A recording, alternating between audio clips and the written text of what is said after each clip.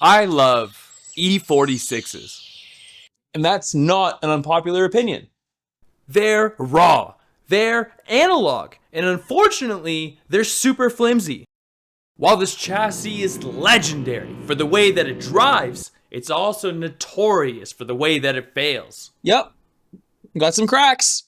Today, we're gonna see if you can do this repair yourself in your very own garage, how much it costs, and whether you're better off to pay a professional to do it for you.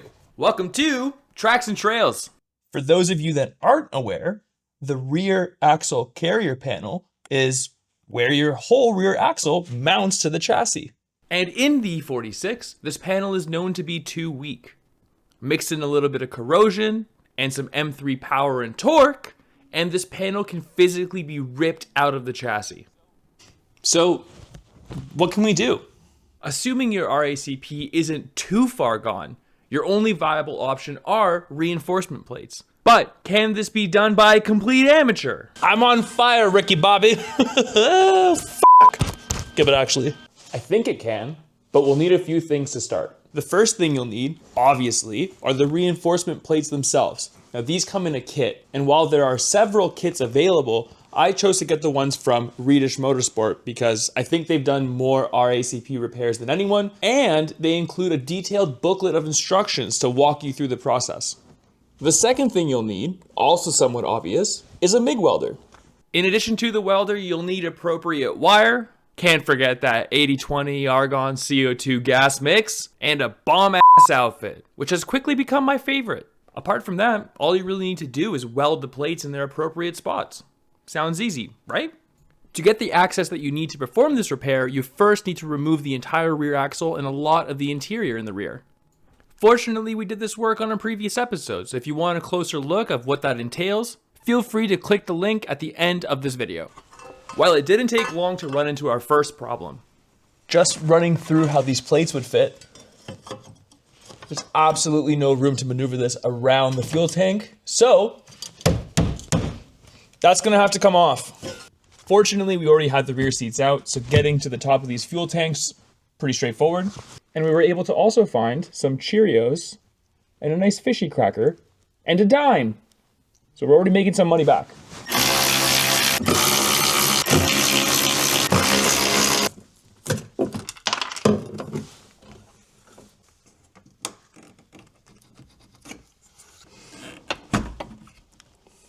Cool, easy. All good from up here. Now we just gotta go down below, disconnect the rest.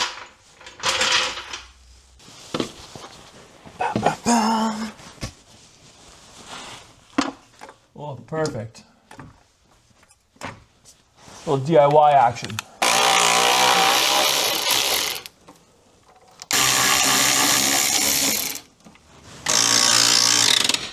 Oh, come on.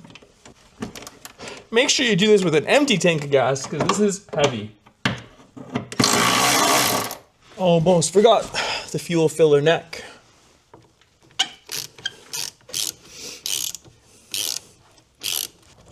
Okay, don't spill all over me, please. Oh, you did. Oh, it's gas.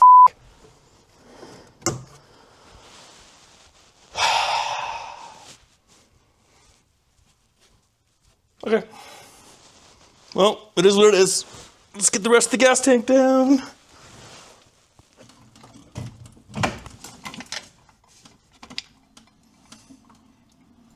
and it wouldn't be a DIY repair if you didn't get stuck under the car. Good thing that was in reach. Easy. Before finally calling in for a second set of hands to help ease things out.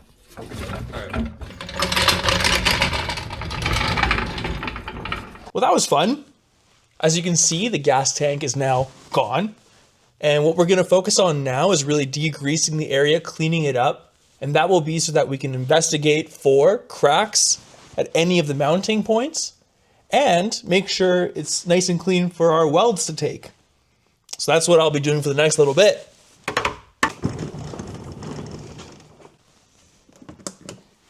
You've heard of dry ice blasting. Allow me to show you wet water blasting.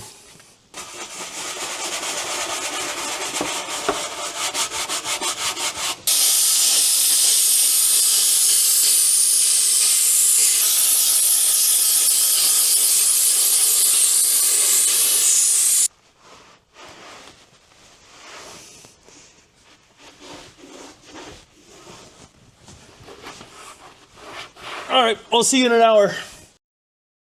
And boy, was I wrong. That took way longer than an hour, but it needed to be done so we can investigate if there were any cracks. Working well into the night.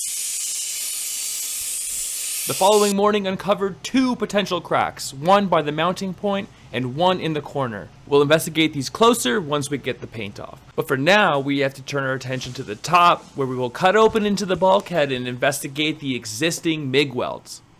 This is where we ran into another small problem, where the tabs that hold the rear seats need to be drilled out so that we can access the rear bulkhead.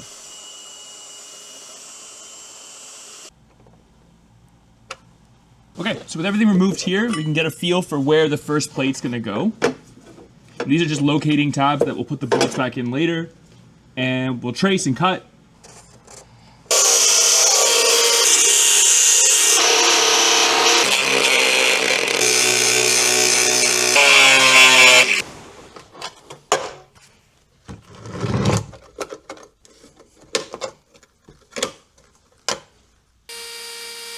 In our case, the existing MIG welds look great, so we simply cleaned them up and added another layer of MIG, just to reinforce the area.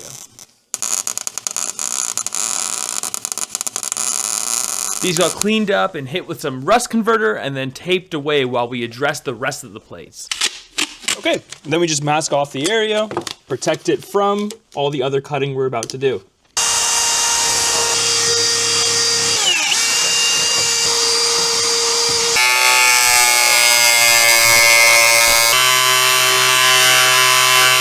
In addition to the cutting above, we also had to remove all the paint from the mounting areas below. Let's get a mask. After yet another long night of being stuck into the car, the area was finally paint-free, and we can prepare the metal for welding. And that means hitting the back of each of these plates with some weld-through primer. The backs of these plates and the surfaces of the RACP will be inaccessible once these plates are welded on.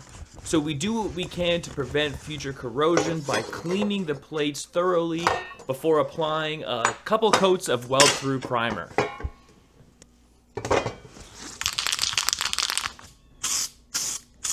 Oof.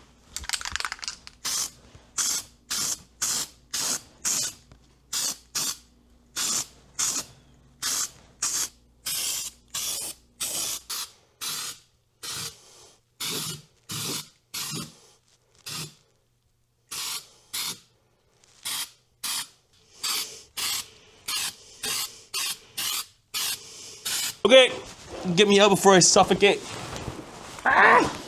After an evening away from the garage, and after all that prep work, it was finally time to weld.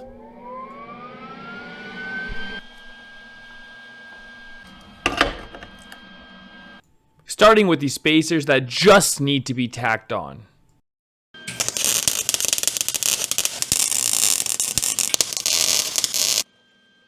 Okay, I mean, first welds, bad, maybe, but these are just spacers.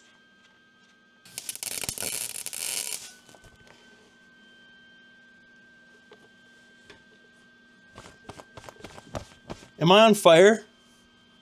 Everybody relax. No big deal, just a couple sparks. And now that the practice was over, it was time for the big boys, the main plates.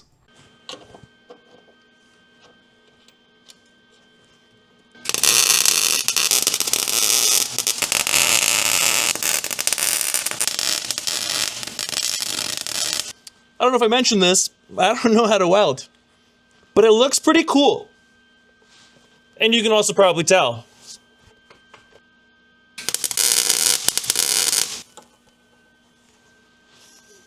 Ooh. I'm on fire, Ricky Bobby. F***. Okay, but actually, a little bit. I then quickly got humbled into the realities of welding.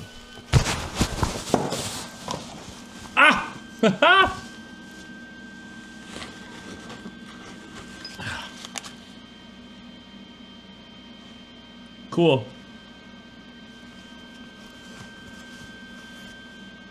Cool. No harm, no foul. Don't lay right under it. Easy.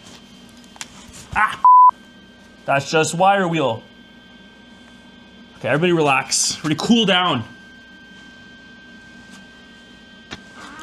Okay, so the welding of the first main plate went sort of okay, but I'm being very vulnerable right now by showing you my raw welds, so be nice.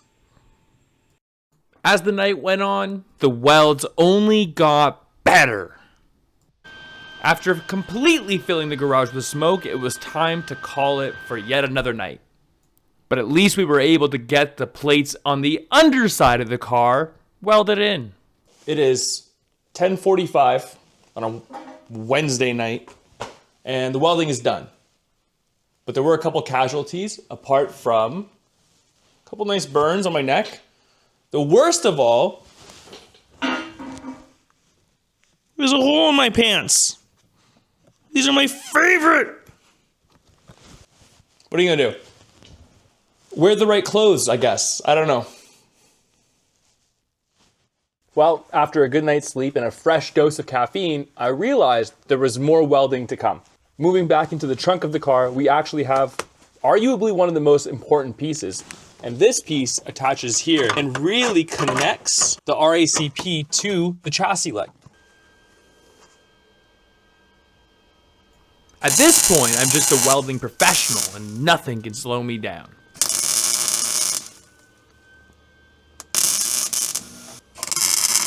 Just absolutely stack and done.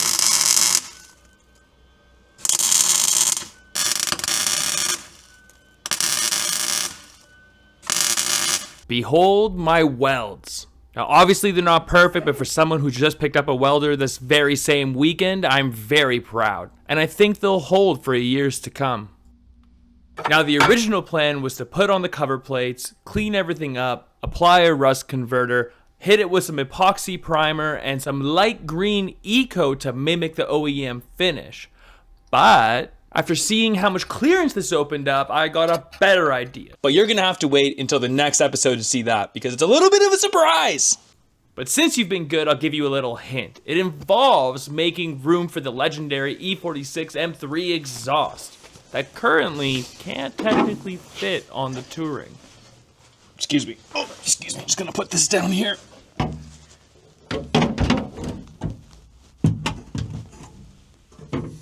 That fits, kind of. But now to answer the question we set out at the beginning of the episode. How much did it cost, and do I recommend having a professional do it? I was fortunately able to borrow the welder that came with the helmet and a handful of other things, but a comparable unit will cost you about $1,200 Canadian. The gas, wire, paints, and various other chemicals came out to about 600 Canadian. The plates were another 500 by the time they were shipped and showed up at my door. So the total for the DIY life ends up being 2,300 Canadian if you have to buy everything. Whereas a quote from a shop, 2,500. Obviously the cost of doing it yourself and taking it to a shop depends on anything else you're doing while you're in there. Bushings, brake lines, and a handful of other things will obviously increase the cost, but it will do so for both. So at the end of the day, I think for this, take it to a shop. They know how to weld. Thank you so much for watching. If you like what you saw today and you want to keep tabs on this E46 M3 Touring build, please subscribe. It means a lot, and it'll help me get new overalls. In addition to the surprise we hinted at earlier, next episode will have all those things that increase the cost of a build. We're talking solid bushings, we're talking monoballs, we're talking fresh OEM rubber, we're gonna get the diff back in the car, we're gonna get the wheel bearings in the car. No more dismantling, just building, rock and roll, here we go. But until then, thank you so much for watching.